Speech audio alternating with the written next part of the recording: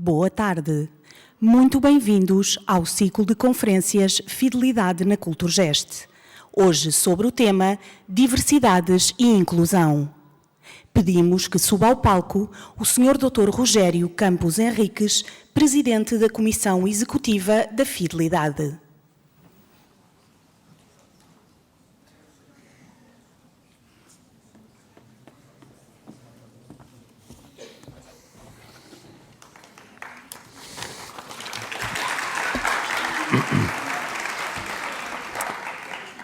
Bom, boa tarde a todos.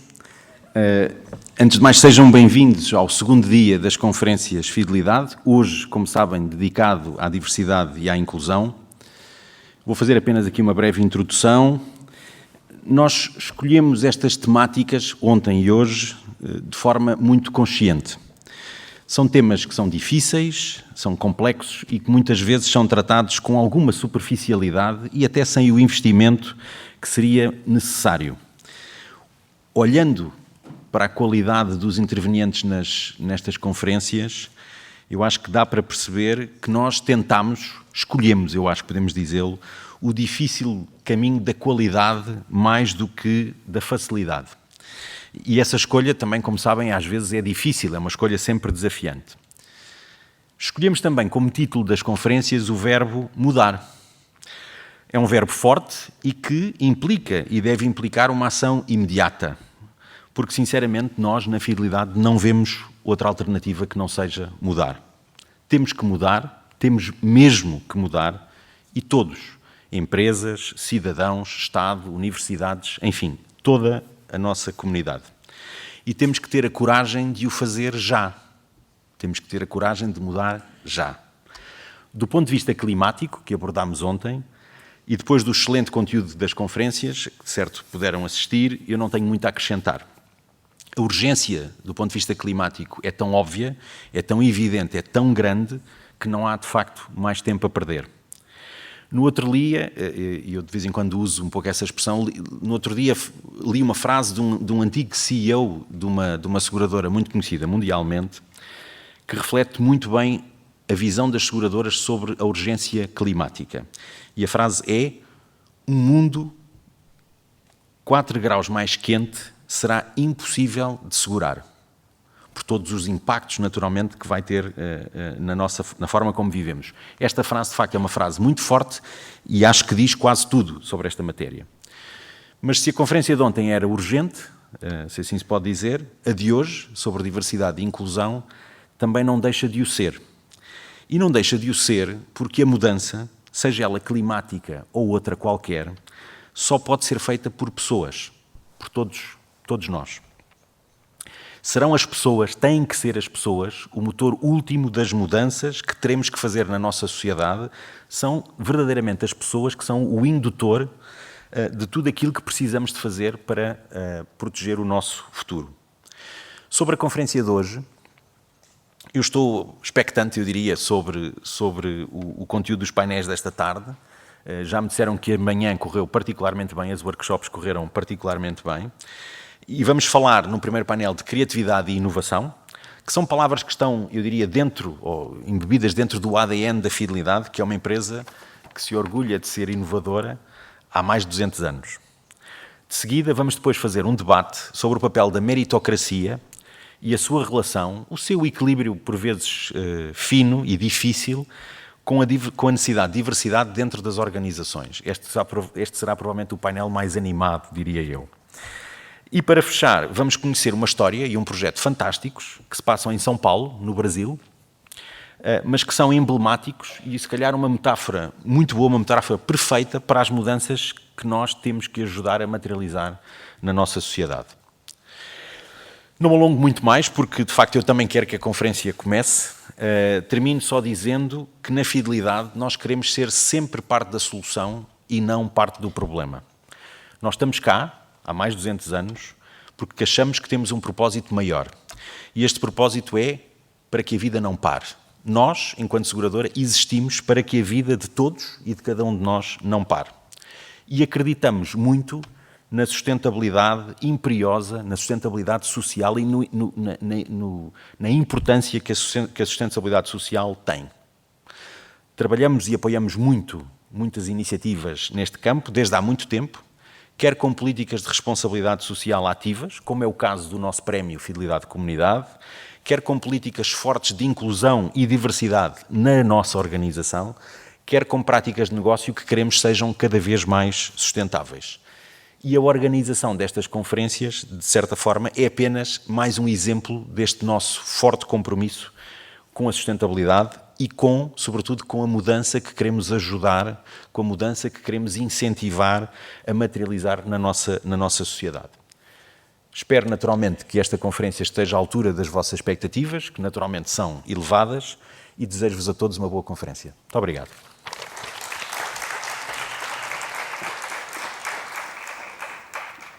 Pedimos que suba ao palco o Sr. Dr. Mark de Putter, Presidente do Conselho Diretivo da Fundação Caixa Geral de Depósitos Culturgest. Boa tarde. Quero também, em nome da Culturgest, dar aqui as boas-vindas a todos os presentes por estarem cá connosco hoje à tarde e, eventualmente, também hoje de manhã. Também as boas-vindas aos moderadores e às moderadoras e os oradores e oradoras que vão estar connosco hoje à tarde, estão a estar aqui connosco a partilhar as suas experiências, o seu conhecimento. Também queria agradecer a fidelidade. Este é o terceiro ciclo de conferências que organizamos em conjunto. Fizemos em 2019 um ciclo sobre a inteligência artificial, depois um sobre a longevidade e sobre as implicações das alterações demográficas que estão a acontecer aqui em Portugal, mas um bocado em todo o mundo.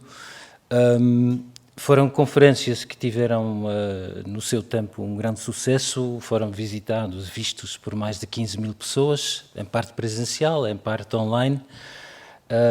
E agora estamos aqui para falar mais de dois temas muito preementes, urgentes da atualidade e importantes, de facto, para o nosso futuro de viver em comunidade. Ontem, como já foi dito, falámos sobre as alterações climáticas. Hoje vamos falar sobre diversidade e inclusão. E a ideia, como também já foi mencionada, a ideia de facto começou da constatação de um lado que a diversidade é uma realidade que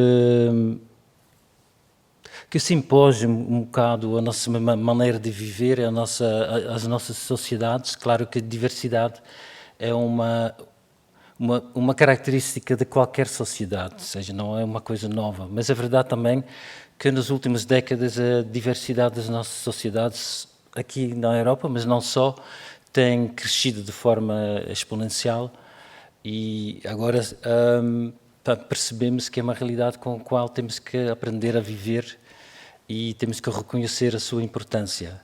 Ao mesmo tempo, temos que reconhecer que, da parte da inclusão,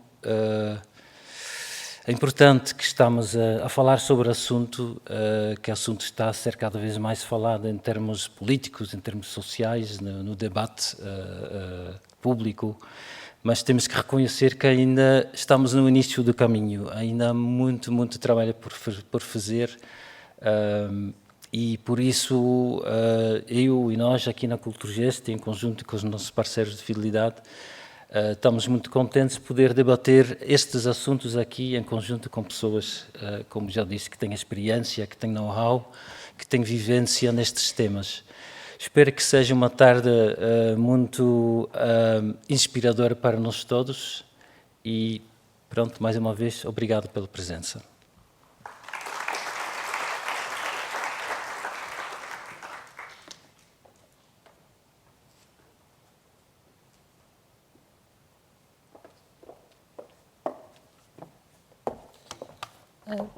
Boa tarde e bem-vindos. O meu nome é Liliana Coutinho, sou a responsável pelo programa de conferências e debates e uma das co-curadoras deste dia e deste ciclo. O contexto geral já vos foi dado, já vos foi transmitido aqui. Eu se calhar queria só para além de vos dar as boas-vindas e de agradecer também mais uma vez esta colaboração à Fidelidade, também que nos permite fazer todo este trabalho, queria também passar-vos esta... De repente parece que são dois dias com temas diferentes, mas aquilo que eu acompanhei na manhã de hoje, que levantou muitas questões, eu sei que estão aqui algumas pessoas que frequentaram também os workshops de manhã, espero que possam trazer essas questões para aqui também. Eu quase que já tenho vontade de fazer um terceiro momento onde estes dois temas se cruzem de uma forma muito, muito assumida, porque realmente a dimensão das alterações climáticas do ambiente e a dimensão da diversidade humana, elas estão muito, muito em conjunto. Acho que estamos a falar de biodiversidade em geral.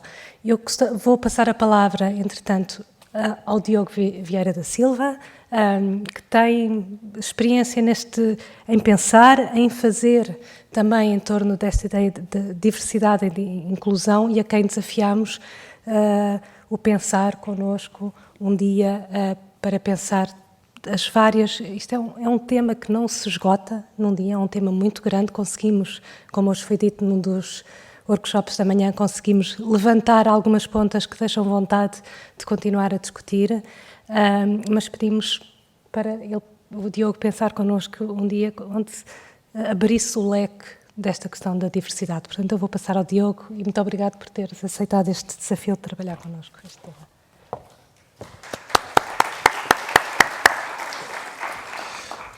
Bem, o meu nome já está apresentado, Diogo Vieira da Silva. Tenho o privilégio de ser co-curador deste dia, deste ciclo de conferências. Desde já agradecer à Culturgest por me ter dirigido o convite e à Fidelidade por ter a ousadia de, no mercado corporativo português, que digamos que ainda é caracterizado algo pelo seu conservadorismo, dar o primeiro passo e de falar exatamente destas questões que são muitas vezes difíceis, que é como é que nós, enquanto organizações, enquanto empresas, enquanto sociedade, vamos ser verdadeiramente um local para todas e para todos. Porque há vários estudos internacionais que demonstram isso. O último estudo, o grande estudo da McKinsey, reflete exatamente sobre como uma empresa que tem a política de diversidade consegue habitualmente ter resultados em média entre 3,5% a 5% melhores do que as suas concorrentes. Por isso, é sem dúvida nenhuma uma oportunidade para abertamente, e é isso que eu pretendo que esta tarde seja um momento de algum desconforto. Dizendo isto, o que é que eu quero dizer? Que encarem esta tarde e estes dois debates, e depois com a keynote final, como um momento em que vamos falar abertamente sobre todos os temas, sobre as diferentes perspectivas, sobre as diferentes formas de estar, de pensar, de agir, de cultura e ação. A primeira mesa redonda será exatamente expor exemplos de como é que políticas de diversidade e inclusão podem verdadeiramente ajudar a transformar as nossas organizações. E como eu gosto de dizer, estes exemplos não são meramente uma montra de vaidades. São exemplos que demonstram resiliência, sacrifício e muitas vezes perspectivas de saber contornar os desafios que as organizações existem. A segunda mesa é o confronto sobre a meritocracia versus a diversidade. Quantos de nós já não ouviu nas suas organizações, ou escolas, ou associações, de que mais do que propriamente a pessoa, que me interessa, essa pessoa tem o mérito de aqui estar. Mas depois o mérito leva-nos a que os CEOs ou administradores das empresas sejam sempre homens brancos, cisgêneros e heterossexuais. Haverá mérito nessa circunstância? Deixo a provocação para se falar mais tarde. E terminaremos com uma keynote que é uma jovem, criou o Instituto de Meninas Negras em São Paulo e que é exatamente um desafio de pôr as novas gerações, dar voz às novas gerações, de dizer que a mudança social não acontece com os mesmos, acontece novamente com todos e com todas. Dito isto, eu vou pegar numa frase que eu acho fantástica e vou readaptá-la, que é: a diversidade é quando nós convidamos alguém para a festa. A inclusão é quando nós convidamos alguém para dançar. E uma palavra que nos esquecemos, que é a equidade, é quando nós nos apercebemos que nem todos somos ensinados a dançar. Que há pessoas que, devido ao seu contexto, foram ensinadas desde pequenas a dançar e há outras que não tiveram essa oportunidade. E por isso é que é importante eu querer pôr em cima da mesa esta palavra. Mais do que igualdade, temos de falar de equidade. A igualdade aparece 25 vezes na Constituição da República Portuguesa. A equidade aparece uma. Isto acontece porque muitas vezes não sabemos distinguir uma coisa da outra.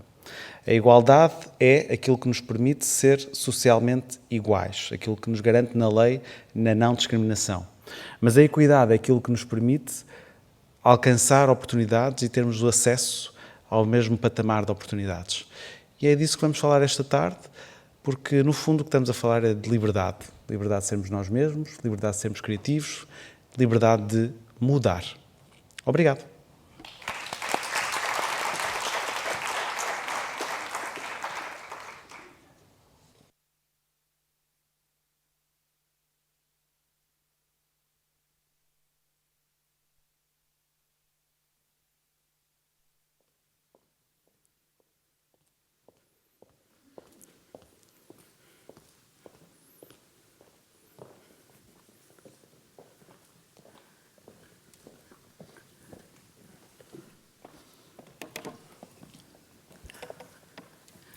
Boa tarde a todos, sejam muito bem-vindos a a primeira mesa redonda deste painel.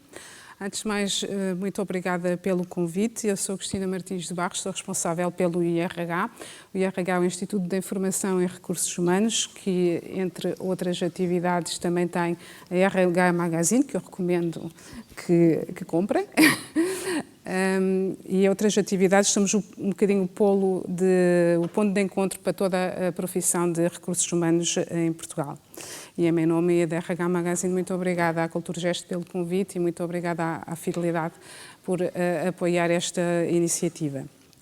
Lançaram-nos aqui um desafio de conversar sobre diversidade e inclusão, mais propriamente nas organizações, que é de onde somos todos oriundos e onde temos mais conhecimento.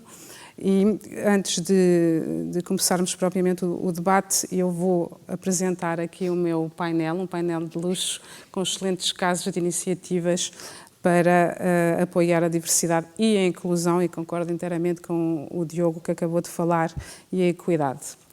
Tenho aqui ao meu lado o Sandro Rezende, fundador do Manicómio. O Manicómio é um espaço de criação e um hub social dedicado à capacitação e à reinserção psicossocial e profissional de pessoas com experiência de doença mental. Isto parece muito complicado, mas o Sandro já nos vai explicar o que é. Obrigada, Sandro, por aceitar o nosso convite e bem-vindo. Ao lado do Sandro temos a Ana Isabel Sousa, da Farfetch, VP People Strategy, onde trabalha há 9 anos. Para quem conhece menos, a Farfetch é uma plataforma de venda de moda online. Obrigada, Ana, por estar connosco também. Ao lado da Ana, a Inês Santos Silva, fundadora da Woman.Business e uma lutadora nestes temas da diversidade e da inclusão, também é administradora não executiva da Almedina. Ao lado, o Gonçalo Quadros, CEO da Critical Software e muito conhecido pelas excelentes iniciativas de diversidade e de inclusão em Portugal. Obrigada, Gonçalo, também por estar connosco esta tarde. E, por fim, a Eduarda Pinto, Executive Director na Leonesa, há 10 anos. A Leonesa é uma casa com 120 empresas para 7.000 pessoas de 46 nacionalidades. Uma casa muito diversa também. A minha primeira pergunta era para nos apresentarem os vossos casos e depois, numa segunda parte, iremos tentar aprofundar o que é que se pode fazer melhor ainda em Portugal. E numa terceira fase, irei passar a palavra à plateia para quem quiser fazer perguntas aqui a algum dos nossos convidados. Portanto, se calhar, Sandro, começava por ti, para explicares o que é o Manicómio e de que forma vocês são inclusivos. Ok, boa tarde a todos. Faz aqui muitas caras amigas, fico muito contente. Não é assim quase uma conferência, é quase uma conversa de café que agrada bastante. O Manicómio, esse título todo que tu deste, o Manicómio foi mudando ao longo do prazo. Já não é... Nós até tiramos do nosso ADN a parte social, a parte psicossocial. Portanto, Nós vemos as nossas pessoas com talento, independentemente da doença que têm. É a arte o nosso maior veículo, mas perdemos ou englobramos outras coisas no meio do projeto. Portanto, o manicômio é um espaço onde adere 15 pessoas com doença mental, que são artistas, têm um talento incrível e que nós valorizamos, acima de tudo, a sua identidade e o seu valor, nunca a sua doença. Nesse projeto temos uma equipa que trabalha diariamente e aqui os recursos humanos é muito importante. Aliás, nós fizemos uma capa para essa revista. Exatamente. O Manicômio fez uma capa para a revista. Uma capa que ficou espetacular, das capas mais bonitas que tivemos. No meio deste processo todo, começámos a trabalhar com marcas e trabalhámos sempre com o lado da responsabilidade social e começámos a trabalhar com marketing pelo valor artístico que aquelas pessoas têm, pelo talento que têm, não pela doença que têm. Isto é muito importante ficar bem ciente do que é que tem acontecido. O manicômio vive pelo talento que as pessoas têm, como qualquer empresa tem que viver, e não pela doença que as pessoas o têm naquele espaço.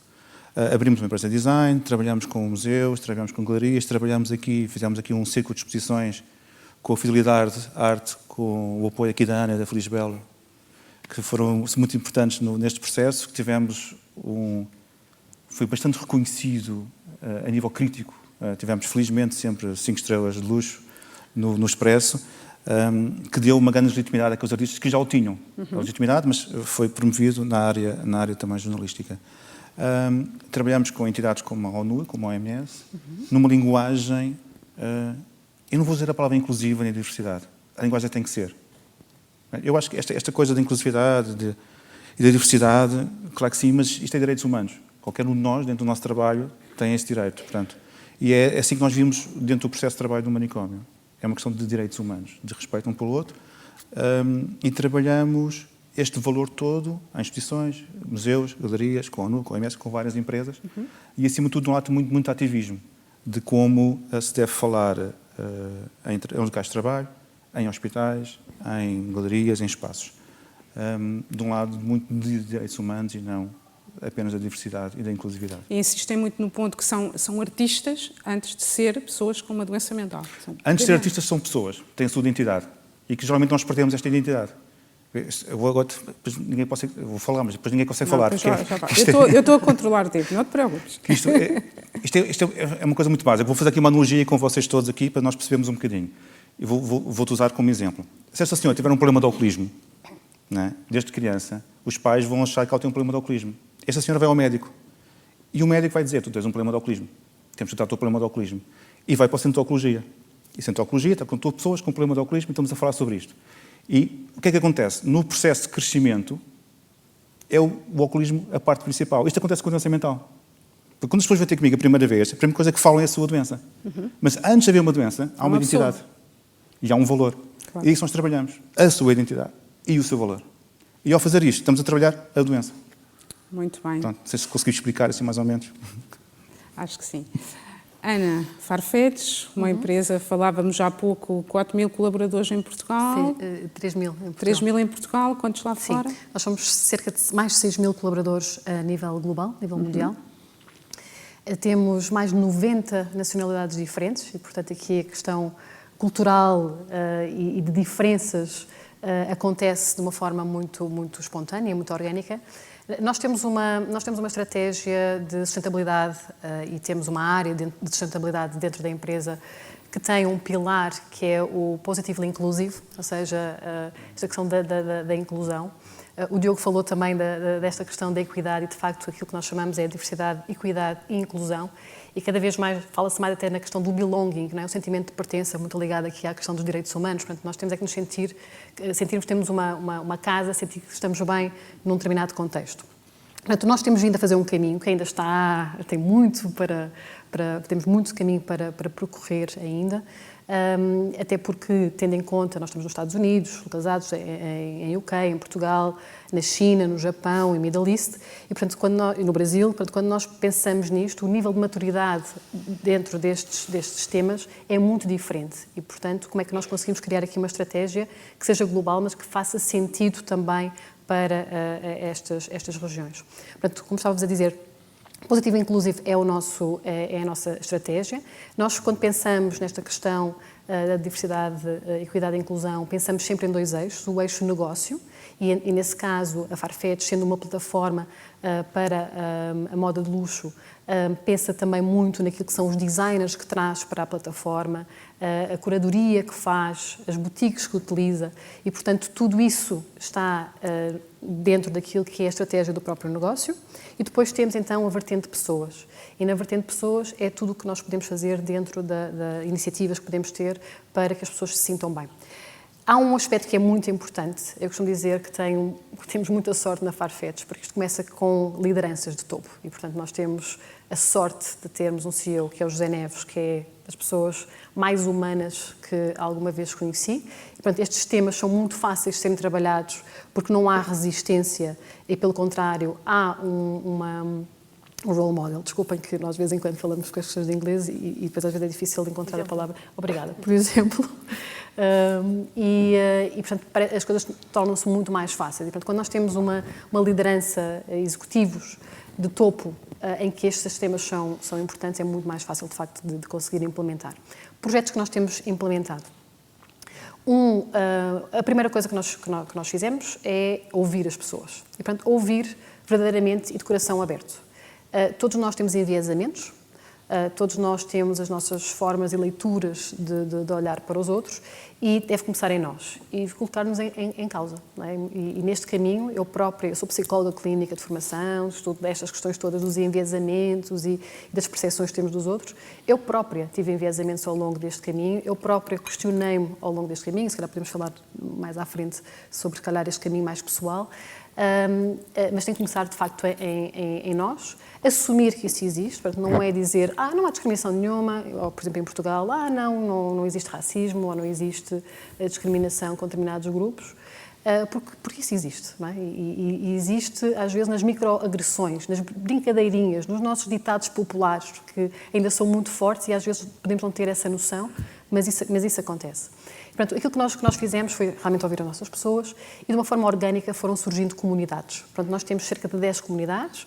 Temos, por exemplo, o BEN Group, que é a Black Employees Network. Temos o Far Out, que é uma comunidade ligada ao LGBTQ+. Temos uma comunidade judaica, temos uma comunidade de pais, temos uma comunidade latina, portanto, temos várias comunidades que surgiram organicamente. Significa o quê? Significa que houve um grupo de pessoas que se revê numa determinada causa e foram trabalhando esses temas. E não significa que façam parte, ou seja, eu posso ser heterossexual e fazer parte da comunidade LGBTQ+. E porquê? Porque todos nós temos a capacidade de podermos ser embaixadores, todos nós temos a capacidade de podermos stand up, portanto, podemos nos revoltar em situações que possam ser de discriminatórias para algumas pessoas. E, portanto, estas comunidades o que é que fazem? Elas juntam-se, elas reúnem-se, elas têm uma organização própria, independente, autónoma, e vão trazendo questões para podermos ir trabalhando. E quando digo nós, é nós negócio e nós people team. Nós não chamamos recursos humanos, chamamos people. Portanto, nós, recursos humanos, vamos trabalhando. E temos senior leaders que mensalmente estão a apoiar, que são os sponsors destas comunidades e que vamos percebendo quais são os desafios, e eles desafiam-nos muitas vezes nestas questões. Vou-vos dar um exemplo de uma coisa que aconteceu vinda, por exemplo, de um grupo de pais que teve impacto noutras comunidades, porque a perspectiva é como é que nós conseguimos trabalhar o todo. Nós tínhamos uma colaboradora mulher e, portanto, que tinha uma parceira mulher também. Essa parceira, elas não eram casadas e, portanto, teve um filho, filho da parceira, e do ponto de vista legal a pessoa não tinha direito a poder ter a sua licença parental. E de repente o grupo de pais vem com este tema, portanto, a colaboradora não nos levantou questão nenhuma, portanto, tirou férias normalmente, não nos apercebemos da situação, e de repente vem o grupo de pais, passado 2, 3 meses, falar-nos do tema. E nós pensamos, nós podemos ter aqui um momento para mudar algo. E, portanto, nós passámos a ter uma licença parental para estas situações e não só. Portanto, também pessoas heterossexuais em que, por exemplo, imaginem uma situação em que um homem e uma mulher começam a namorar e, eventualmente, a mulher está grávida até de outra situação e, portanto, esta pessoa passa a ser, pelo menos, o pai e legalmente não teria direitos, não é? E, portanto, podermos fazer isso. E, portanto, como é que isto, às vezes, muda ecossistemas e muda ideias? E, portanto, não é só ter no papel estas comunidades, mas poder ouvi-las e poder atuar em consonância. Temos depois também outras questões mais ligadas a perfis mais jovens. Nós somos uma empresa tecnológica, temos aqui a moda e a tecnologia a par, e sabemos que há menos meninas, há menos mulheres na tecnologia. Portanto, tipicamente há mais homens, e saem das universidades mais homens do que mulheres. Portanto, aqui não podemos resolver nada. O que é que nós estamos a trabalhar? Estamos a trabalhar um bocadinho mais atrás e começar a fazer mentoria antes de chegarem às universidades. Para quê? Para desmistificar que a engenharia é uma profissão de homens, que é possível uma mulher ser engenheira informática ou engenheira de outra situação qualquer. E, portanto, era muito fácil dizermos não conseguimos encontrar mulheres porque elas não saem da universidade. Ok, o que é que nós podemos fazer é ir à base deste ecossistema para poder mudar e daqui a uns anos, eventualmente, conseguirmos mudar este sistema. E tem sido muito interessante porque há muitas meninas que, de facto, estão ali no 12º ano e que já nos disseram: a Farfetch ajudou-me a escolher ir para a engenharia porque eu estava indecisa se, de facto, iria escolher ou não. E, portanto, há um programa de mentoria interno na Farfetch com este grupo. Vou-vos falar só apenas se calhar de mais um, porque nós temos, de facto, muitas outras iniciativas e queria dar espaço também a outras pessoas para falar. Temos uma formação sobre diversidade, equidade e inclusão para todas as pessoas na empresa, um bocadinho para remover aquele estigma e poder as pessoas perceberem. Os enviesamentos, nós não podemos remover, como seres humanos, os enviesamentos, ou chamados bias, não é? em inglês.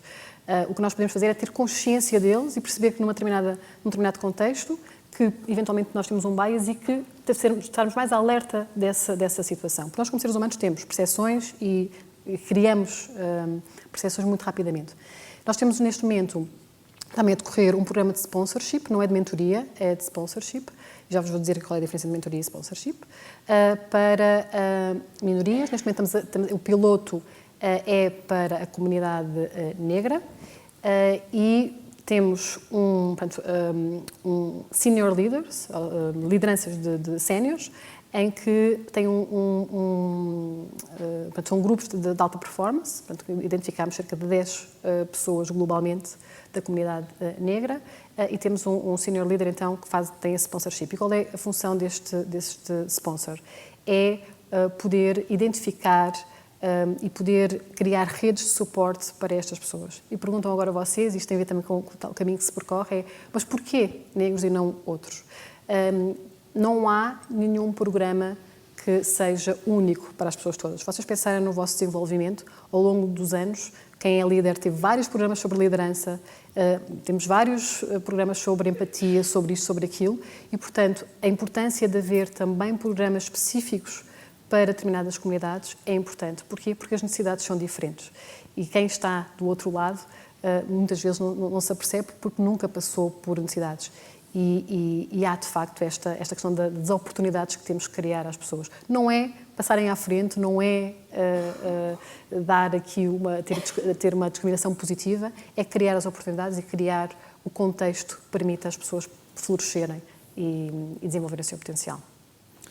Obrigada, Ana, pelo exemplo da Farfetch. Agora passava à Inês, que tem uma experiência numa área mais específica, que é das mulheres e a tecnologia. Sim. Antes de mais, boa tarde a todos, é um prazer estar aqui. Acho que a minha experiência acaba por ser um bocadinho diferente, não é? Eu, há 10 anos atrás, 11 anos atrás, estava na faculdade e achava muito estranho quando ia a alguns eventos de tecnologia. Eu estudei negócios, portanto, estudei na Faculdade de Economia do Porto, mas eu gostava muito de tecnologia e o empreendedorismo estava a dar os primeiros passos em Portugal, o empreendedorismo tecnológico, nós hoje o conhecemos, e achava muito estranho eu ser a única mulher em muitas das salas ou muitos eventos em que eu estava. Mas, ao contrário, há pessoas que dizem, pronto, elas não gostam, não é? Eu achava isso não fazia sentido nenhum, não é? Se eu gostava e se eu estava ali bem, de certeza que havia outras mulheres noutras situações que também gostariam de estar ali presentes. E, portanto, eu acabei por começar a participar em alguns eventos, aqui em Portugal, mas também tive a oportunidade de fazê-lo fora. E em 2016, cansada de que a situação não se resolvia, decidi criar um projeto, que é Portuguese Women in Tech, com o objetivo de, por um lado, apoiar mulheres que já estão a trabalhar em tecnologia, como é que nós podemos criar oportunidades, até como a Ana estava a referir, não é, de sponsorship, de mentorship, como é que podemos criar oportunidades de visibilidade também para termos mais mulheres na área, e por outro lado, ou para apoiar as mulheres que estão na área, e por outro lado perceber o que é que podia ser feito ao nível das escolas, não é? Porque é engraçado como nós todos nos esquecemos como é que nós tomamos a decisão de o que é que vamos ser quando nós formos grandes, não é? Achamos que um dia acordamos de manhã e pronto, é médica que eu vou ser ou é engenheira que eu vou ser e a decisão está tomada. Qualquer coisa que não tenha matemática. Pois, exato. Algumas pessoas é isso. Eu, por acaso, eu gostava de matemática, portanto... A minha mãe é professora de matemática, portanto, eu tinha mesmo que gostar. E, portanto, agora, a verdade é que a maior parte das vezes a decisão que nós tomamos é influenciada pelo meio em que nós estamos. O contexto em que nós estamos define muito o que é que nós vamos querer ser quando formos grandes. Sendo às vezes positivamente, sendo negativamente, não é? Eu vi a minha mãe, era professora, eu disse, professora, eu não quero ser. Portanto, isso foi, a minha mãe influenciou-me negativamente sobre o que é que eu poderia fazer. Mas muitas vezes o que nos dizem é aquilo que a Ana estava a dizer, são meninas, são raparigas, não gostam de tecnologia. Mas a verdade é que nós temos percebido é que isso não é de todo verdade. Vocês vão ficar muito surpreendidos quando eu vos disser que as primeiras pessoas a programar um computador eram mulheres, portanto, não foram homens, até porque a programação era para as mulheres e o hardware era para os homens, já estava bem definido essa separação. Depois é que as coisas foram mudando e a determinada altura na nossa história definiu-se que para ser bom programador tinha que ser uma pessoa que gostava de puzzles, que não gostava de outras pessoas, e que gostava de trabalhar pela noite dentro, sozinho, portanto... Mas a verdade é que não há validade científica nesta definição, não é? Nós hoje em dia vemos nas empresas pessoas que têm este perfil e realmente são ótimos na sua profissão e têm perfis completamente diferentes, mais extrovertidos, gostam muito das pessoas e também têm ótimos resultados na sua profissão, não é? E, portanto, o meu trabalho na Portuguese Women in Tech tem sido muito desmistificar muitas destas ideias que nós temos pré-concebidas sobre o que é que significa trabalhar em tecnologia, trazer mais informação. É interessantíssimo perceber quando nós falamos com jovens, eles não fazem a menor ideia do que é que uma pessoa faz quando trabalha em tecnologia. Para os rapazes é jogar jogos, é o gaming, portanto querem ir para a tecnologia por causa dos jogos. As raparigas não querem porque acham que o gaming não é para elas e, portanto, acabam por não querer.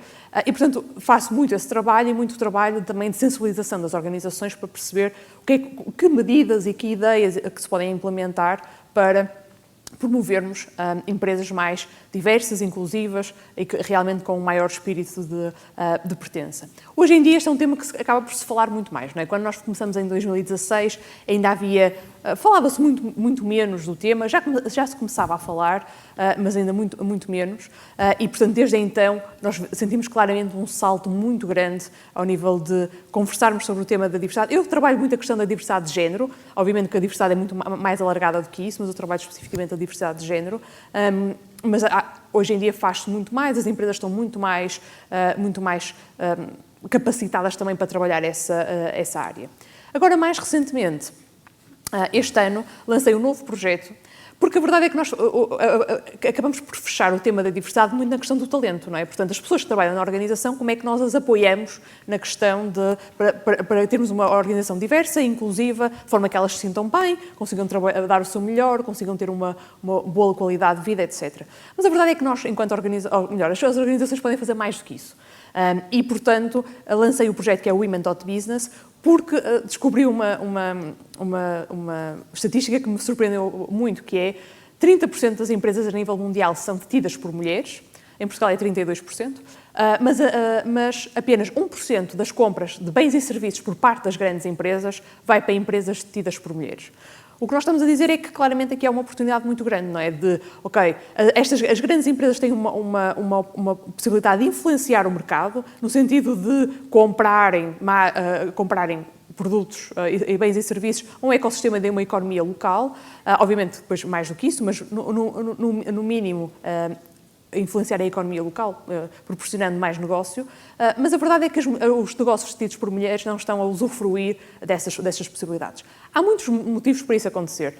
Os negócios tidos por mulheres normalmente são mais focados no B2C, portanto mais para o consumidor final e, portanto, acabam por não ter tantas possibilidades de vender a grandes empresas ou a empresas em si. Normalmente são negócios mais pequenos, são negócios menos financiados, ou seja, têm mais dificuldade em arranjar capital para os financiar e muitas vezes dependem mais de redes familiares e não outro tipo de redes que os ajudam a chegar mais longe. Mas mesmo assim é possível fazer a diferença, não é? Portanto, o que nós temos desafiado as empresas é perceber como é que podem, no momento da procura, da consulta ao mercado, quando vão pedir propostas, em vez de pedirem 3 propostas e não terem atenção a quem é que pedem, pedirem, por exemplo, 4 propostas e uma das propostas ser ativamente feita, um pedido ser feito a uma empresa detida por mulheres. Este é um tema novo em Portugal, não é? Eu tenho falado com muitas empresas, são poucas aquelas que têm realmente trabalhado ou estarem sequer sensibilizadas para o tema, mas, por exemplo, nos Estados Unidos existe uma grande tradição neste tema de comprar, eles chamam de minority-owned businesses and women, não é? Porque as mulheres não são uma minoria e, portanto, não são incluídas no minority-owned businesses aqui, mas, portanto, fazem muito trabalho de garantir que isto aconteça, têm, inclusivamente, objetivos de gasto ou de compras em empresas detidas por minorias e mulheres e, portanto, eu quero trazer um bocadinho também essa cultura para Portugal e perceber como é que se pode trabalhar este tema. Há muito para fazer, mas também, como havia muito para fazer na área do talento, não é? Como há uns 10 anos atrás era impensável termos esta conversa que estamos a ter hoje aqui e, portanto, nos próximos anos será uma das minhas lutas. Muito bem, obrigada. Aproveito aqui a deixa do talento, porque quem trabalha em recursos humanos sabe que há anos que não falamos de outra coisa, senão da guerra do talento, como recrutar talento, como motivar as pessoas, e a Critical Software, uma software house portuguesa, uma empresa grande, uma tecnológica, também tem essa preocupação. Eu sei que o Gonçalo nos vai trazer aqui bons exemplos de inclusão. Muito boa tarde a todos, é um gosto estar aqui convosco, agradeço o convite à Culturgest e à Fidelidade. Enfim, falar sobre... A Critical é, de facto, uma empresa, uma tecnológica, é um típico spin-off universitário, portanto a empresa foi fundada em 1998, 3 pessoas que estavam a fazer doutoramento na Universidade de Coimbra, numa altura em que, enfim, não se falava em startups, nem em spin-offs nas universidades, e que saiu de um contexto muito particular. Desde logo esse, não era um mundo que, enfim, que nós conhecêssemos, ou do qual tivéssemos exemplos. Tínhamos que criar este projeto, ou resolvemos criar este projeto sem grandes referências à nossa volta. E depois também um contexto muito masculino, como já foi aqui falado pela Inês e pela Ana, e que continua a ser. Há aqui muito que se pode fazer desde logo nessa frente. Eu, no meu curso, entramos 100, eu sou engenheiro eletrotécnico, havia 3 mulheres.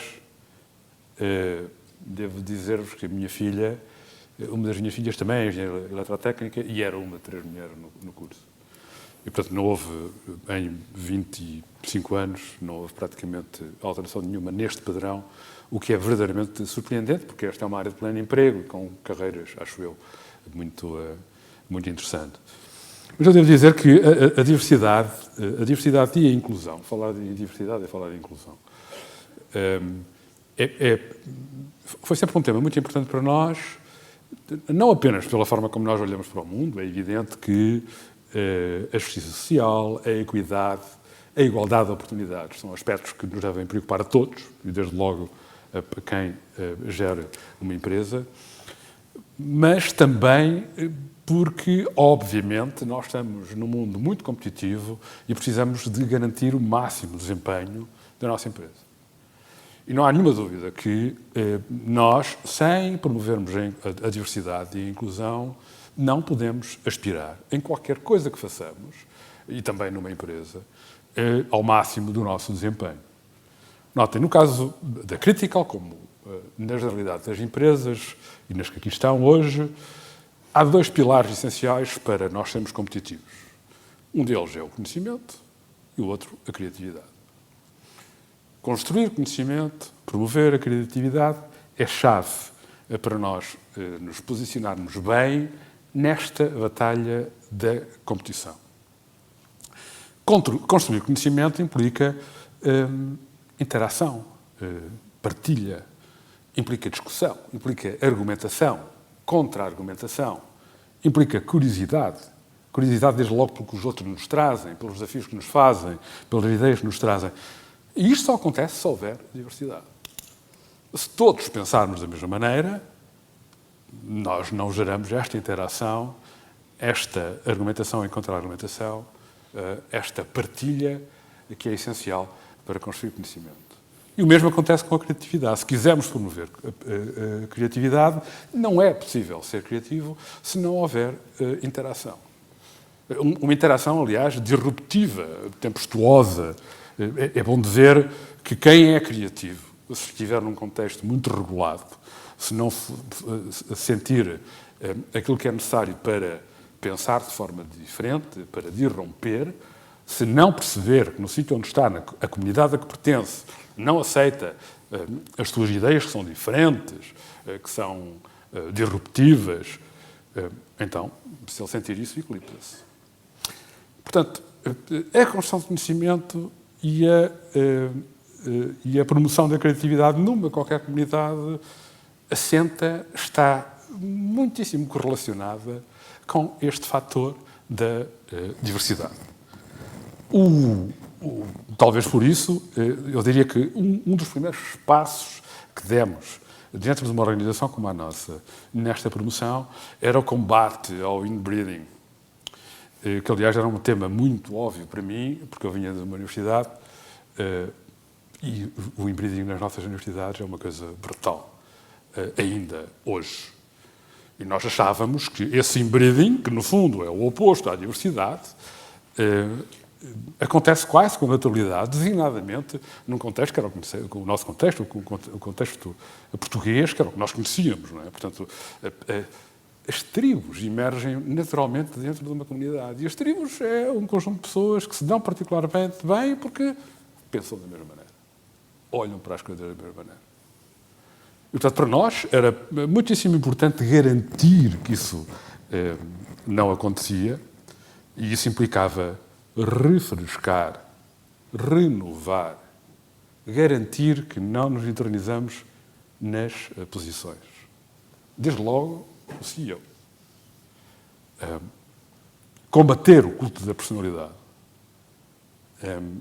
E promover a abertura das equipas para pessoas que vinham de fora. Muitas vezes eu ouvi, mas mesmo muitas vezes, dizer, nós temos uma cultura muito forte. É muito difícil para trazer alguém de fora porque não se adapta à nossa cultura. O quê? Não, há bons motivos para termos devemos olhar para termos uma cultura muito forte. Mas a nossa cultura tem que ser capaz de abraçar pessoas que vêm de fora e que, se partilharem os valores e a maneira como nós olhamos para o mundo, seguramente que vão encontrar aqui espaço para continuarem a construir esta cultura e, por outro lado, trazem-nos visões, experiências, por aí fora, que nos possam melhorar aquilo que somos, promover a nossa capacidade de construir conhecimento e garantir que nós somos uma comunidade criativa. Portanto, eu diria que esta preocupação e este contexto esteve muito presente, sempre, ainda hoje está. Portanto, isto de renovar, refrescar tudo à nossa volta, como digo, garantir que nós não nos eternizamos nos lugares. Isso não pode ser mal-vindo, que é uma coisa que nós muitas vezes temos alguma dificuldade de aceitar. Achamos que somos bons, achamos que devemos ser reconhecidos, e que isso é ser eterno e vitalício, a partir do momento em que nós atingimos uma posição de relevo e que, de facto, contribuímos para a organização de uma comunidade. Aquilo que nós dizemos é que isso obviamente, tem que ser reconhecido, mas isso tem que ser caminho, tem que ser um caminho que nós fazemos. Não há nada que possa orgulhar mais um líder do que ver outros líderes, melhores do que ele, a emergir à sua volta. Isso é ser aquilo que mais mobiliza a liderança e que caracteriza, de facto, o bom líder. Depois, ao longo, com isto tudo na cabeça, fomos lançando algumas iniciativas, cito algumas. Uma delas é os programas de requalificação, Nós requalificamos pessoas, já requalificámos mais do que 500 pessoas, portanto, pessoas que estão noutras áreas, não têm nada a ver com programação ou informática, e que, com a ligação às universidades de Coimbra e do Porto, damos as competências que é necessárias para que as pessoas possam desenvolver atividade na nossa empresa.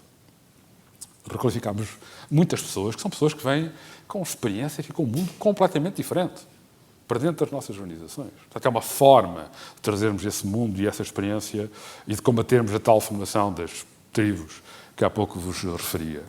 Um outro exemplo é o programa de neurodiversidade. Portanto, nós temos um programa de talento. O talento neurodiverso é um talento muito importante em muitas das áreas que nós trabalhamos. E existe um estigma muito grande em relação à neurodiversidade que marginaliza estas pessoas que são, de facto, muito talentosas. Nós associámos-nos a uma fundação dinamarquesa que está especializada em fazer isto. Lançámos o programa primeiro só dentro da Critical o ano passado. Este ano lançámos a segunda edição, já envolvendo outras empresas, porque conseguimos, enfim, gerar a confiança, porque tínhamos um programa que já tinha sido executado no terreno.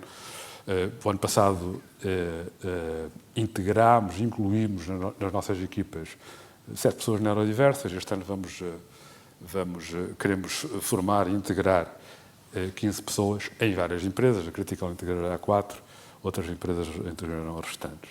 E aqui, notem, nós não apenas estamos a integrar pessoas neurodiversas, como estamos a formatar completamente a maneira como nós gerimos pessoas. Porque uma das grandes dificuldades com a construção de equipas com neurodiversos é a maneira como comunicamos, como falamos com eles, como compreendemos a forma como eles veem aquilo que lhes está a acontecer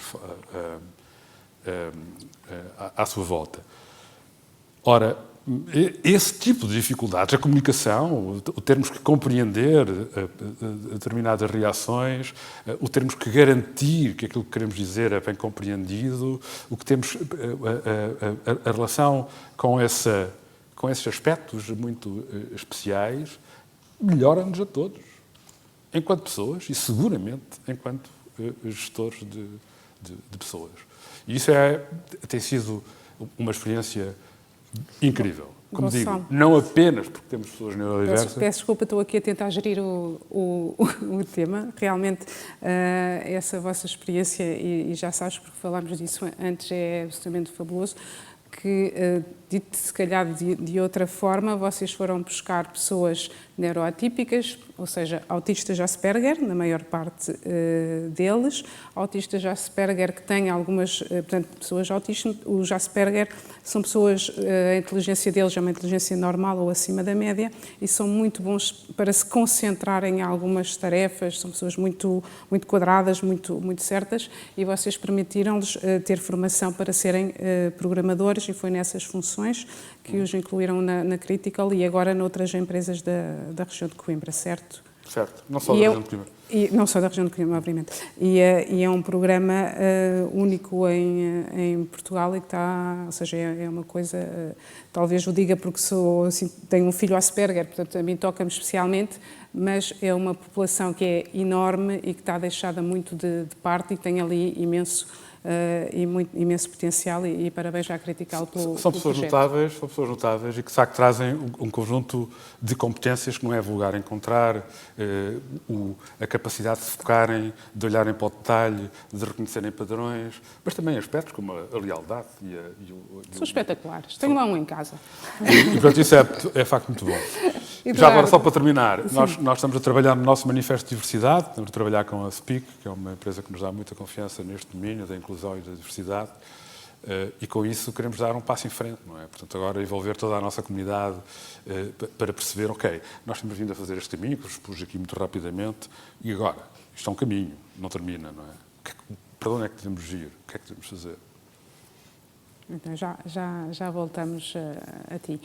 Eduarda, Leonesa, 120 empresas, 7.000 pessoas, 46 nacionalidades. Ou mais, sim. Ou mais, sim, deve estar Boa tarde, a obrigada mudar pela oportunidade de estar todos aqui, os pelo dias. desafio que nos lançaram.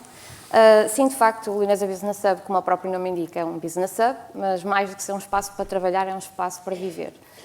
Nós temos mais de 120 empresas e 7.000 ou mais pessoas a trabalhar, com mais de 46 nacionalidades diferentes, o que significa que a diversidade já existe, portanto, a questão é percebermos se trabalhamos a inclusão ou não trabalhamos a inclusão.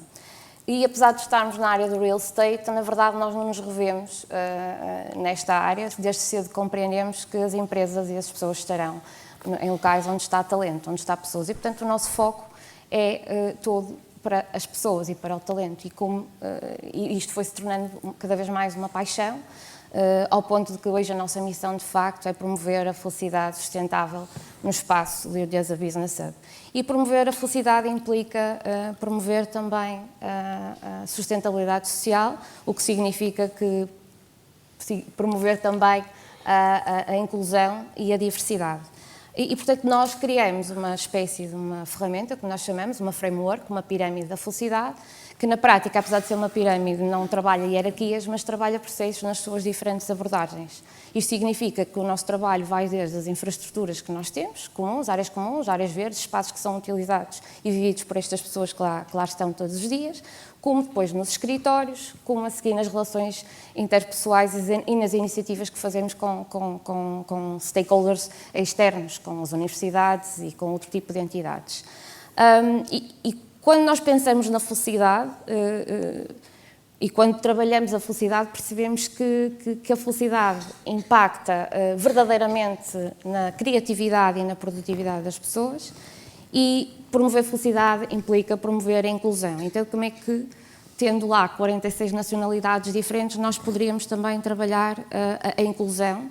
Para já temos a enorme sorte de ter empresas como a Farfetch, como a Oracle, como a Vestas, etc., que têm por si só incorporado uma cultura que nos move mais, até que digamos que são muito mais catalisadores e, portanto, que também nos desafiam aqui a fazer melhor.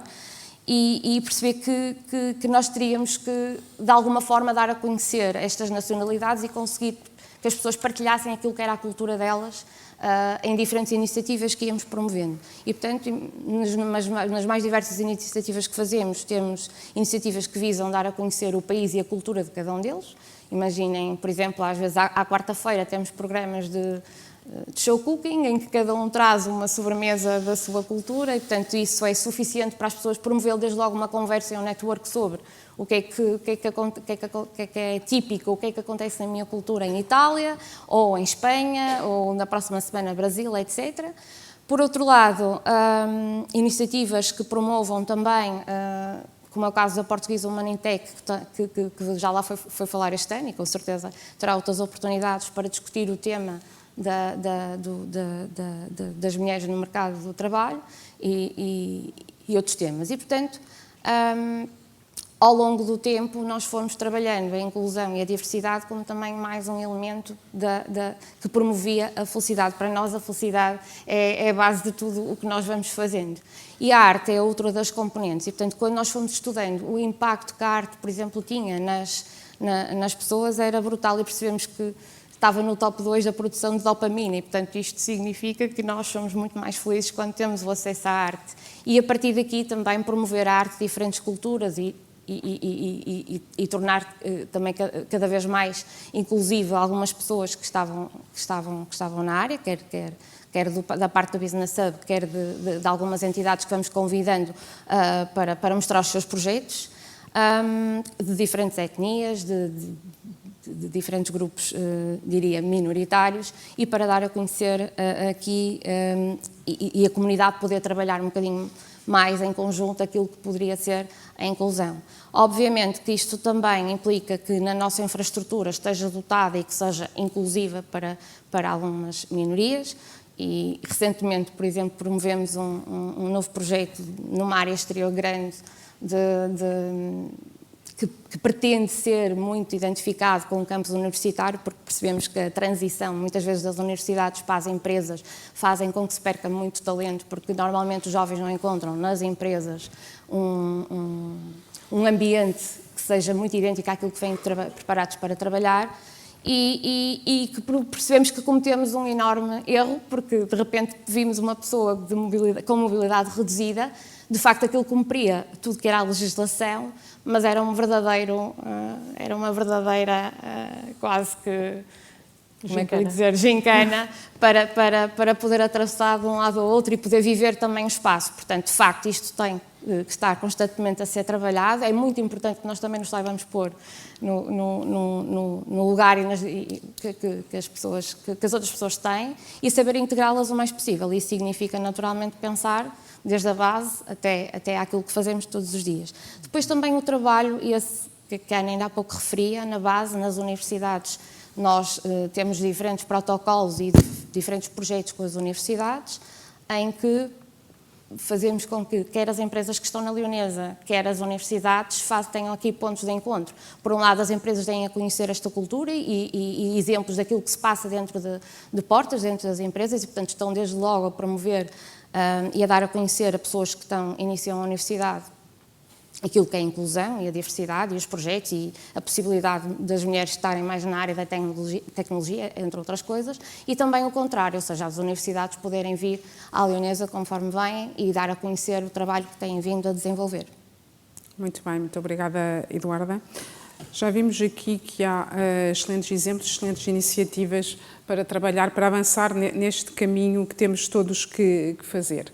Nós já há cerca de ano e meio, sensivelmente, na Recursos Humanos Magazine, fizemos um estudo sobre estes aspectos da diversidade e da inclusão, em parceria com a Sair da Casca, uma consultora que trabalha nesta área.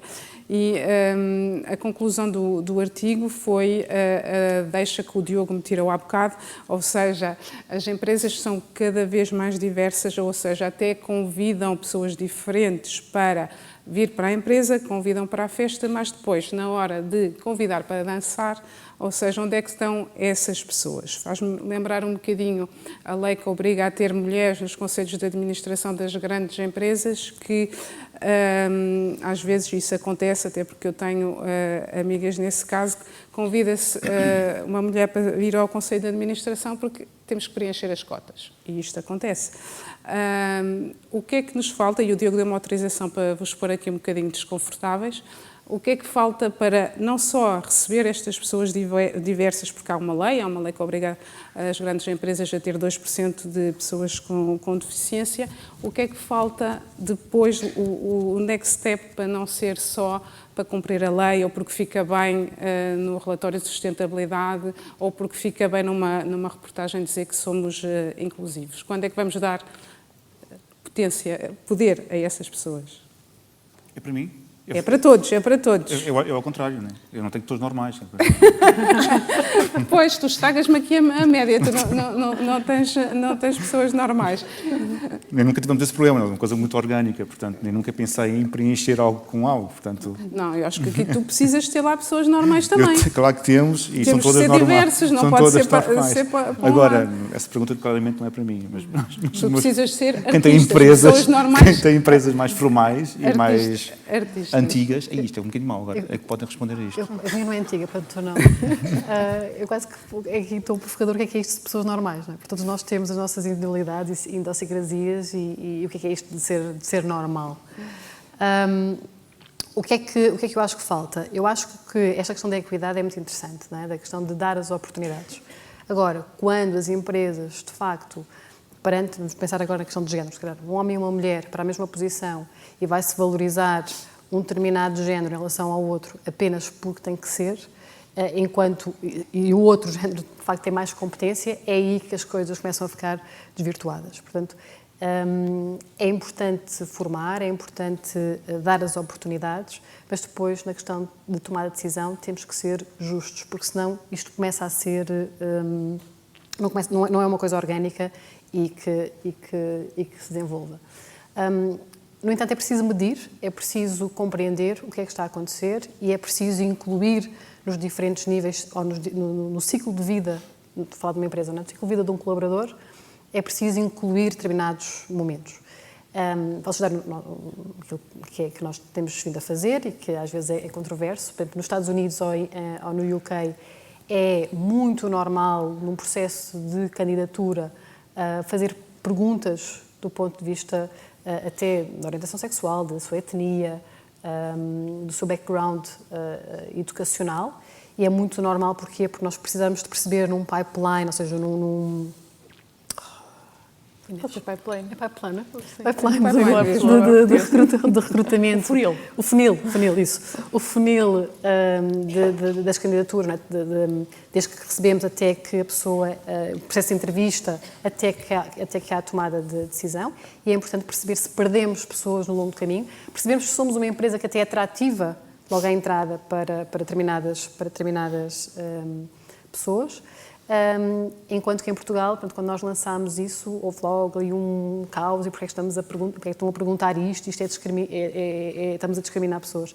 E não é a intenção, nós não sabemos, absolutamente, é voluntário, não sabemos quem é a pessoa, precisamos de perceber no funil onde é que as coisas estão a acontecer, para quê? Para atuarmos. Porque em tecnologia, se não tivermos candidaturas de mulheres, nós temos que perceber o que é que está aqui a acontecer para ir ao ecossistema e resolvê-lo, não é? E começarmos a ser mais apelativos para que mais mulheres se possam candidatar.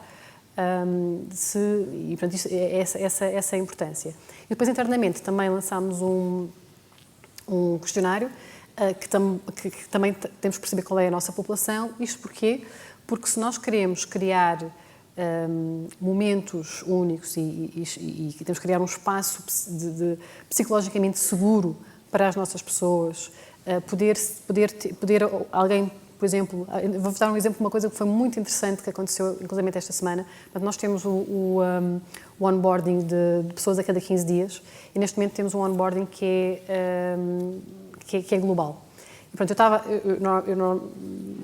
há senior leaders que falam sobre no primeiro dia, portanto, esta semana calhou-me a mim, e os conceitos que normalmente são falados, são 3 grandes conceitos que estão ligados, que um é os nossos valores, a importância da cultura e daquilo que é core, porque obviamente a diversidade tem que haver um elemento agregador, porque senão as coisas não funcionam, e aquilo que é o elemento agregador na Farfetch é os valores que nós temos, isso aí não é negociável, e as empresas têm que ter os não negociáveis, e aqui é a questão dos nossos valores, e em que um deles é o respeito pelo outro, que é o Be Human.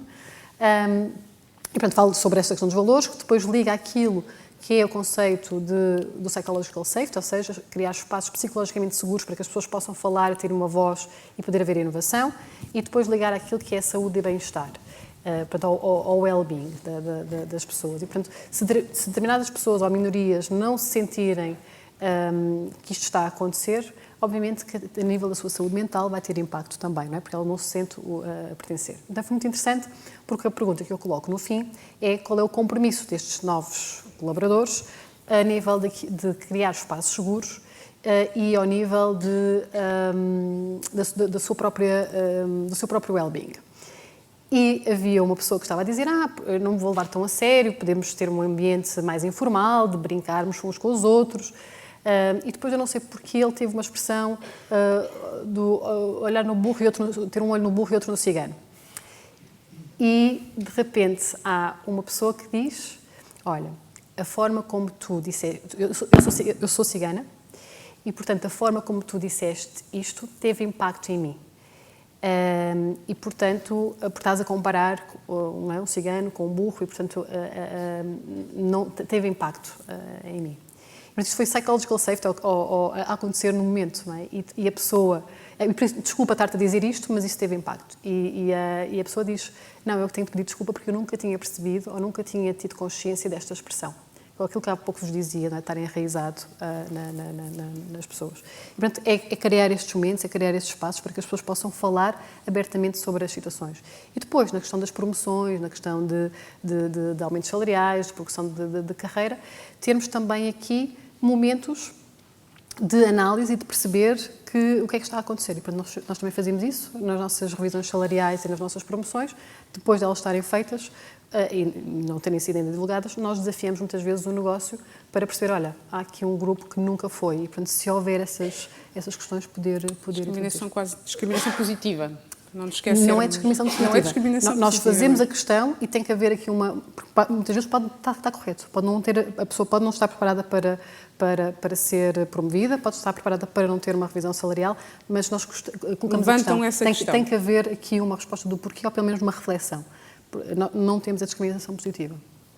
Agora, disse falar do burro e do cigano, aconteceu uma história que vou partilhar muito rapidamente convosco.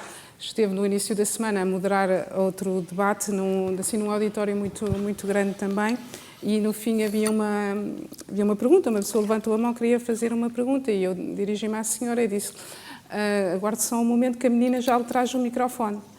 E vejo descer a escada um rapaz com 2 metros, negro, lindo, com o microfone. E eu pensei, pois, não são só meninas que trazem microfones, é tão tonto como isto. E chamava-se Eduardo e traz microfones. Muito bem. Mas eu acho que esse é um ponto importante, porque eu acho que nós no dia-a-dia não nos apercebemos a quantidade de vezes que todos nós, mesmo mais conscientes ou menos conscientes do tema, da quantidade de vezes que nós próprios temos esse impacto. Claro. Obviamente nós podemos estar aqui a falar das empresas, não é? Mas acho também importante cada um de nós pensar individualmente o que é que pode fazer, não é? Eu costumo, às vezes brinco, que é, desde que nós estamos na barriga das nossas mães, nós já estamos a ser estereotipados e já nos estão a dizer o que é que podemos e não podemos fazer, não é? Eu vejo, a minha mãe, quando estava grávida de mim, ela dizia que eu mexia muito. Então as pessoas diziam, vai ser uma bailarina. Não, eu na realidade acabei por jogar futebol, portanto não foi de todo isso que aconteceu, mas a verdade é que desde pequena nós achamos que, não é? E portanto, a criança nasce, se é um menino, é um traquina, tem tanta energia, se é uma menina a expectativa é que seja parada, mas a verdade é que eu tenho primas que são extremamente ativas e eu incentivo essa atividade, não é? Entramos na escola, digam-nos qual é a primeira vez que vocês ouvem falar de uma mulher que tenha feito alguma coisa na vida nos 800 ou 900 anos de história da história de Portugal. Não há. Simplesmente, nós podemos falar, mas dizem-me sempre, há a padeira de Aljubarrota, pronto. É a padeira de Aljubarrota. Há uma mulher que fez alguma coisa na história de Portugal. Pois, obviamente, podemos falar. A Dona Maria I e a Dona Maria II foram rainhas que, pelo aquilo que eu me recordo, nós passamos a correr por essa parte da história de Portugal. Não é? Passamos mais tempo na pré-história do que a aprender o que é que a Dona Maria I e a Dona Maria II fizeram. Portanto, nós, obviamente, depois estamos a dizer às meninas que na história de Portugal não existe nenhum exemplo para elas, não é? Estamos a dizer às meninas e às meninas o que é que podem ou não podem fazer. Eu recentemente estava numa formação de diversidade e inclusão e o formador dizia que aconteceu-lhe uma coisa muito interessante. Ele tinha 3 filhos, 2 rapazes e uma rapariga, e os rapazes eram muito bons alunos da matemática e a rapariga não. Então ele próprio foi fazer uma formação de Unconscious Bias e chegou a casa e percebeu uma coisa muito interessante, que era, ele passava muito mais tempo com os rapazes a estudar matemática do que com a menina. E percebeu, mas porquê que ele fazia isso? Porque ele achava que os rapazes gostavam e eram bons a matemática e as raparigas não. Então ele conscientemente passou a dizer, ok, então vou passar exatamente o mesmo tempo. Ao fim de 2 meses, a rapariga já era ótima aluna na matemática. E, portanto, nós todos os dias estamos, com o nosso comportamento, com a forma como nós abordamos os outros, etc., nós estamos a dizer o que é que eles podem ou não podem fazer, o que é que são bons ou não, e não são bons a fazer. E, portanto, há pouco eu falava do facto de nós não tomarmos decisões num vácuo, não é? E a verdade é que não as tomamos e, portanto, o contexto é super importante. E há pouco estávamos a falar das cotas, não é? Eu sou a favor das cotas, acho que devem existir. E as cotas é importante dizerem, nenhuma cota diz que as mulheres têm que estar lá. As cotas dizem é que tem que haver diversidade de género, não é? Portanto, se não houver homens num determinado Conselho de Administração, também não pode acontecer. Tem que estar pelo menos um homem no Conselho de Administração. Portanto, isso é desde logo uma coisa importante. Inclusivamente já foi proibida uma lista ou uma junta de freguesia, não sei se foi uma junta de freguesia, ou uma Câmara Municipal em Portugal, porque só tinha mulheres. Portanto, como podem ver, as cotas servem para os 2 lados. Mas eu tenho uma história engraçada, que eu tinha uma amiga alemã, que o ano passado contou uma história, tinha uma filha de 3 anos, que lhe perguntou, para ser chanceler é preciso ser mulher? Porque ela só conhecia a Angela Merkel como mulher. Quantos de nós é que alguma vez fizemos essa pergunta, não é? Tipo, nós não conhecemos nenhuma mulher primeira-ministra, tivemos uma durante, acho que 6 ou 8 meses, não sei, a Maria Luz Pintacil, que não foi eleita, foi nomeada, portanto ainda há esse processo. E, portanto, a verdade é que nós estamos rodeados de um contexto que claramente não nos promove ou melhor, ou seja, promove determinado tipo de comportamentos que depois, obviamente, têm influência ao longo da nossa vida. E, portanto, acho que, obviamente, ao nível das empresas, corporativo, eu já falei algum do trabalho que nós também fazemos, é super importante, mas acho que também nós próprios temos de ter imenso cuidado com o que dizemos, quer seja com alguns provérbios que são, mesmo, não, às vezes não são errados, não são só errados num ponto de vista social, mas também até dos animais, não é? Hoje em dia a questão dos animais é uma questão que se fala muito mais e portanto, até por aí também há esse tema. E, portanto, nós todos próprios temos de ter essa consciência. Eu faço muitas vezes, só para terminar, faço muitas vezes formações sobre a questão da discriminação. E uma vez estava numa sala que tinha homens e mulheres e perguntei quem é que se tinha sentido discriminado. E vocês podem não acreditar, mas só os homens é que se tinham sentido discriminados. Nós tinha pai 15 pessoas, todos os homens se tinham sentido discriminados e as mulheres nunca se tinham sentido discriminadas. E agora vocês podem pensar, mas o que é que aconteceu? Os homens, todos eles tinham sentido discriminados pela questão da idade. Portanto, eles estavam numa empresa mais tradicional e, portanto, sentiam que a questão da idade era uma questão para elas. As mulheres não se tinham sentido discriminadas porque já estavam tão habituadas a ser tratadas daquela maneira que já nem davam conta. E depois de termos conversado um bocadinho, elas lá perceberam que, efetivamente, havia, em alguns momentos, sentiam que havia discriminação, mas achavam que era o normal. Não é? E é este tipo de coisas que nós temos que mudar. Mas há tudo para fazer, não é? Isto é como estamos há pouco a falar, é uma coisa que não acaba, é um processo para sempre. Eu só acrescentar aquilo que estás a dizer, Inês, que é muito importante, que é, quando fazemos este caminho, acho que chega uma altura em que nós próprios temos receio, temos medo de dizer qualquer coisa porque achamos que vamos ofender alguém ou que vai... Portanto, é por isso que eu trouxe há bocadinho aquele conceito dos espaços seguros, que é, todos nós vamos dizer coisas que vão ofender alguém ou que vão alguém sentir que está a ser discriminado de alguma forma. Mas se nós criarmos este tal espaço seguro e aberto e podemos estar receptivos a essa mudança e mostrarmos que estamos nesse percurso de desenvolvimento, aí é que as coisas funcionam. Bem, portanto, não é apontar depois dedos e depois a ver as queixinhas e a ver aquelas questões mais complicadas, ao ponto de bloqueia-nos falar, porque qualquer coisa que eu diga já vai ser mal interpretada ou vai ser uma questão de ofensa. Portanto, também é esse coletivo e essa responsabilidade que nós temos também, todos. Sim, manter algum bom senso aqui, não podemos estar a pensar em cada frase que vamos dizer, porque haverá provavelmente ou talvez alguém que se sinta indicado. Gonçalo, quer acrescentar alguma coisa aqui a este ponto? Sim, eu acho que tocou-se aqui num aspecto que me parece que é relevante e talvez importe reforçar que a diversidade tem mérito. Eu sei que este é um tema que vai ser tratado também na conferência. Muitas vezes, quando nós falamos em cotas, dizemos, ok, mas elas vão pôr em causa, colidir com o mérito que nós temos que promover nas nossas empresas e nas nossas organizações. A diversidade tem mérito. E esse mérito nós temos que ser genuínos e autênticos, não é? Quando dizemos, ok, eu acredito na diversidade e, portanto, eu tenho que apostar e tenho que aplicar os princípios que o facto de acreditar na diversidade permitem concluir, não é? E, portanto, eu aqui há tempo li um artigo, acho que foi no The Economist, que é uma experiência muito, muito curiosa, que era, eles, há muitos anos atrás, há umas décadas, salvo 40 anos, tinham cotas para homens, para educação infantil. Porque, enfim, talvez não muito diferente do que acontece em Portugal, todas as educadoras infantis lá eram mulheres. Eles achavam que podiam ter também homens. E depois, precisamente por causa do mérito, porque havia mulheres que não ocupavam os lugares por causa das cotas, eles acabaram, imaginem, há 20 anos atrás, com as cotas e passaram a ter um regime sem cotas. E agora, passados estes anos todos, eles foram estudar qual foi o impacto de um e do outro contexto. E chegaram à conclusão que o impacto tinha sido muito positivo quando havia cotas para homens.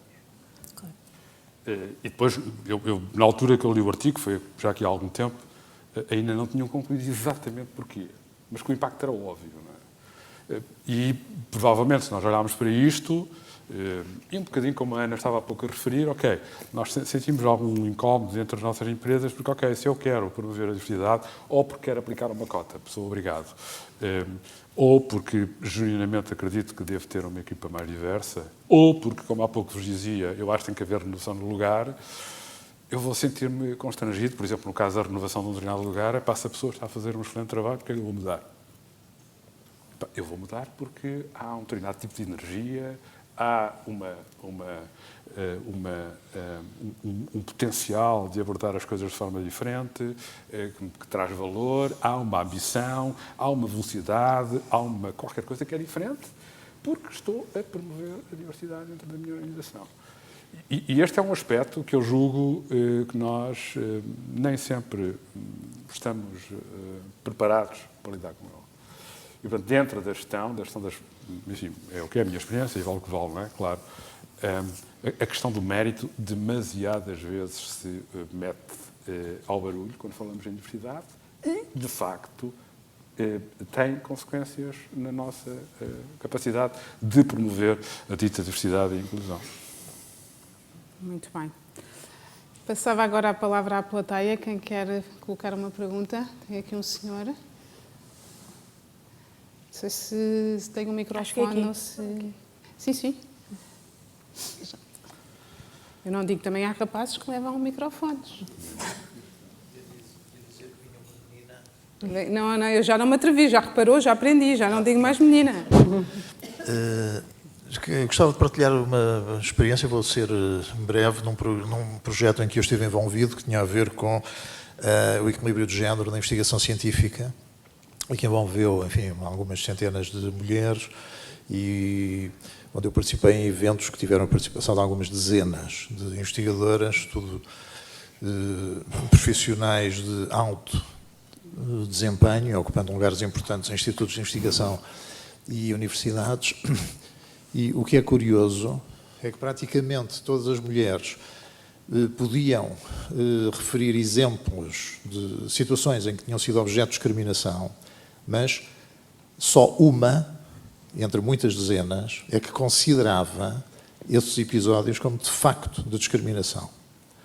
E o que era curioso é que, eu escrevi sobre isso na altura, usavam, a esmagadora maioria das mulheres que participaram em discussões onde eu também estive, usavam a discriminação de que tinham sido objeto como uma medalha de honra. Ou seja, aquilo que aparecia com mais frequência era dizer, pois tentaram ultrapassar-me, não me promoveram à primeira, nem à segunda, mas eu, como era suficientemente boa, consegui vencer todos esses obstáculos. Portanto, isto é uma coisa, é um péssimo exemplo, porque realmente há situações de discriminação e por vezes até de verdadeiro abuso que não são denunciadas, e é muito importante que este potencial de filtragem e de seleção da competência não seja admitido, porque de facto não é admissível. É apenas para partilhar isto. E tinha uma pergunta para fazer à Inês Santos Silva. Eu já estive algumas vezes na situação de ter que comprar produtos ou serviços a empresas e ter que fazer consultas a empresas. Como é que eu sei quais é que são as empresas que são propriedade de grupos minoritários ou de mulheres? Já não temos as páginas amarelas sequer para ter outras informações básicas sobre empresas. Eu não sei se... Pergunta, Inês. Sim, todos nós sabemos como é difícil procurar empresas que tenham um determinado perfil. Como é que eu faço isso? Por acaso nós temos uma sorte que o Ministério da Justiça tem dados, todos os dados sobre as empresas em Portugal. Portanto, tendo nós o NIF da empresa, basta procurar e temos logo imediatamente acesso a quem é que detém a empresa, quais são os últimos conselhos de administração. Até mais fácil, por exemplo, em sociedades por cotas, conseguimos ter efetivamente quem é que detém a empresa, que cotas é que tem e quem é, por exemplo, a pessoa que é sócio-gerente. Portanto, isso está disponível online. O que nós fizemos no Women.Business foi criar uma base de dados onde nós já temos essa informação. Portanto, nós temos, neste momento, cerca de 100 e tal empresas detidas por mulheres, efetivamente, e nós temos o comprovativo que isso é verdade por causa da informação que está disponibilizada no portal da Justiça, acho que é assim que se chama. MJ Publicações. Portanto, essa informação está disponibilizada. E, se calhar, só para responder aqui, ou dar uma nota aqui a essa questão, ao início da questão, é interessante porque já li alguns estudos que mostram que, como nós ao longo do... Nós temos expectativas diferentes face a rapazes e raparigas, não é? Quando estão na escola. Portanto, quando um rapaz é bom aluno, nós normalmente dizemos, é muito bom aluno, é muito inteligente. Quando a rapariga é boa aluna, nós dizemos, é muito estudiosa. O que é que isso faz? faz com que ao longo da nossa vida, nós, mulheres, somos incentivadas para estudar e trabalhar muito, e é por isso que as mulheres nas empresas normalmente se disponibilizam mais rapidamente para tirar as notas da reunião, para fazer trabalho que muitas vezes não é tão valorizado, por assim dizer, mas fazem, e os homens menos. Mas depois leva a isso, não é? Porque, ou seja, as mulheres são incentivadas a trabalharem muito, mostrar que são capazes, pode demorar mais tempo, mas vão lá chegar. E muitas vezes, nem, como estava a dizer, não é? Usam isso como uma medalha de honra, eu consegui. E o mais engraçado é que depois, muitas vezes, em conversas que eu tenho, acaba por ser uma barreira grande, porque as mulheres dizem, se eu consigo, todas conseguem. Eu consegui ultrapassar, eu consegui lá chegar, portanto todas conseguem. Infelizmente, acho que não é bem assim, não é? Nós todos vivemos... Nós em Portugal falamos muito pouco do conceito de privilégio, não é? Nós achamos que todos nascemos iguais e somos iguais, mas na realidade não é verdade, não é? Nós nascemos todos em ambientes completamente diferentes, socioeconómicos completamente diferentes e que depois nos ajudam mais ou menos ao longo da nossa vida. E acho que nós temos que reconhecer que muitas vezes estamos em determinadas posições por privilégio que tivemos. E o privilégio pode ser, tivemos uma família muito estável que nos apoiou sempre, ou o privilégio pode ser, olha, tipo, qualquer coisa, não é? Mas temos que reconhecer isso e temos que reconhecer que a pessoa que está ao nosso lado pode não ter tido esse mesmo privilégio. E muitas vezes estas questões dificultam imenso estas conversas de diversidade e de inclusão, porque há muitas mulheres que vêm ter comigo e dizem eu sou contra as cotas, sou contra tudo e mais alguma coisa, porque se eu conseguir, todas conseguem. E era bom, não era? Mas não é bem assim. Não é bem assim e falamos aqui muito das mulheres, mas há outros aspectos que entram no mundo das empresas. Eu que falo com muitos diretores de recursos humanos, eles vão-vos dizer, ok, nós privilegiamos a Católica, a Nova, a Universidade da Faculdade de Economia da Universidade do Porto, ou seja, quem nasce em Bragança, quem diz Bragança diz Faro ou Guarda ou outra cidade qualquer. Aqui também há uma discriminação. A discriminação à universidade é uma das maiores discriminações agora na entrada para o mundo laboral. Já não é só ser mulher, acho que até já passa. Agora, as universidades são uma forma de discriminação terrível para quem quer entrar na universidade. Outra forma de discriminação que já abordámos rapidamente é a idade. A partir dos 50 anos, não sei se repararam, mas muitas pessoas desaparecem e quando precisam de encontrar emprego, se têm mais de 50 anos, é extremamente complicado, ou seja, há muitos mais aspectos do que só ser mulher ou ser homem. Isso quase que era a parte fácil, diria eu. E eu ia aqui puxar um bocadinho pelo Sandro, que está aqui a portar tão bem, tão caladinho. Errado, não é? Tu tens... talvez um dos maiores estigmas, não é? Doença mental. Os teus. Trabalhas com pessoas portadoras, se calhar, de um dos maiores estigmas que nós temos na sociedade, a doença mental. Vocês agora são uma agência, trabalham como qualquer outra agência, portanto, quem precisar de uma agência pode recorrer. Agência Cara. A agência Cara é boa, Cara é boa, criativa, pode recorrer ao manicômio. Como é que tem sido aí essa experiência? Nós trabalhamos, por acaso é engraçado estás a falar disso, e agora estão aqui várias empresas, nós no processo de criação com as empresas, nós fazemos aqui um trabalho quase de coaching com as empresas, o que é muito engraçado, não é?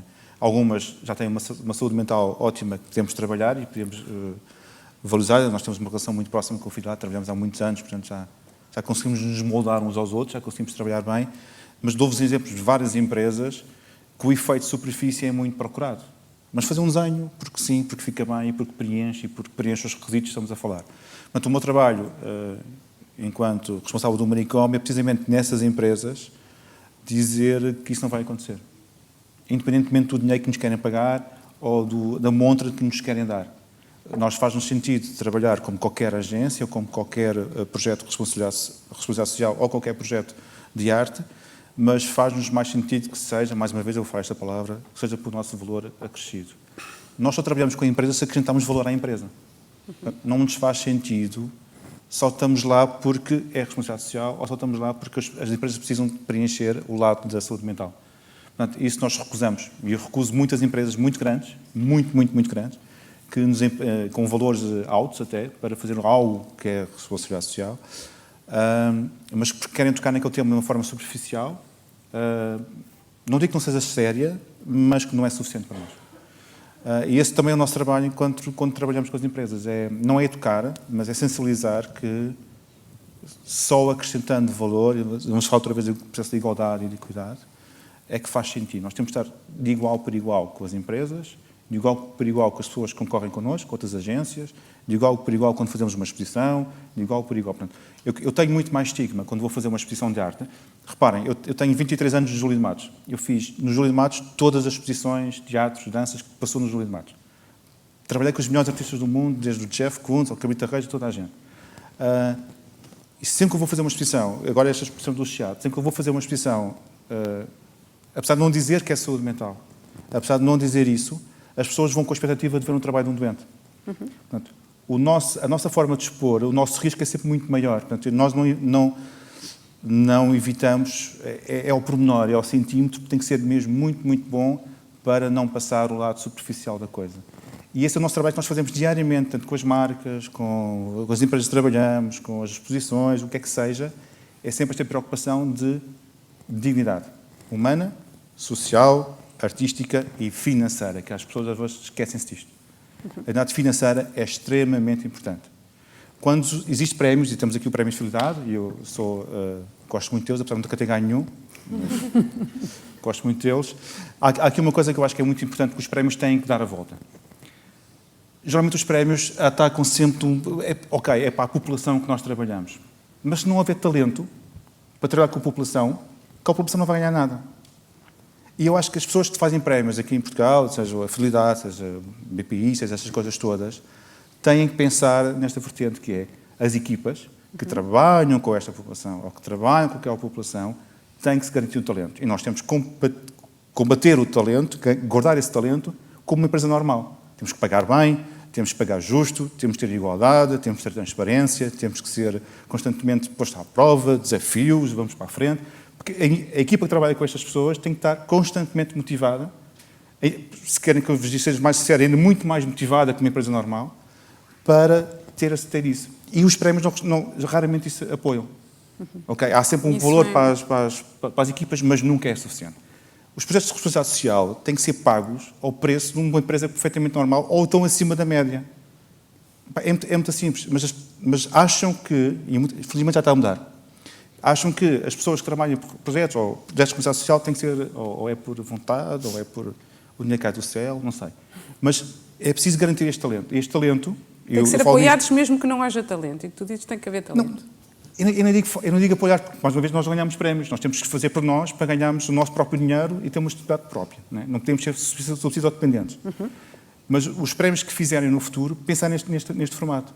Que é aquele talento que gera aquelas pessoas todas tem que ser garantido.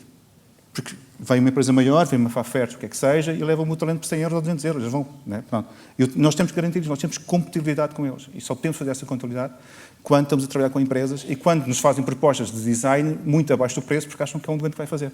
Claro. Isto não faz qualquer tipo de sentido. Por isso é que somos caros. Mas bons. Mais bons. Mas bons. Alguma pergunta?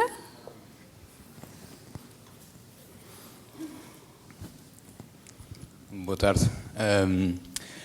Eu concordo muito com o ângulo de apresentação que o Gonçalo Quadros escolheu pelo valor da diversidade. A diversidade tem um valor em si mesmo, concordo absolutamente com isso.